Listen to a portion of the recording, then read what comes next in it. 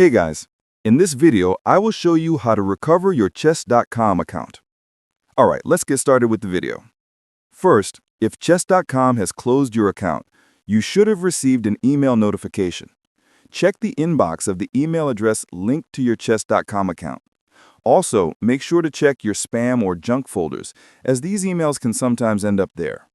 The email usually contains important details or instructions on how to get your account back, so this step is very important. If you don't find any email or still can't fix the issue, then you'll need to contact the Chess.com support team.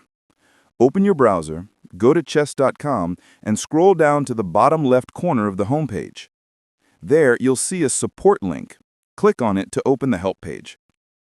In the new window, choose Contact Support to start a chat or send a message to the support team directly. When the chat window pops up and asks, "How can we help you today?" clearly explain that you want to recover your account. Try to be as detailed as possible. Include your username, the email address connected to your account, and any other information that can help them confirm your identity. The more accurate your details are, the faster they'll be able to help you. And that's it. That's how you can recover your Chess.com account. Thanks for watching.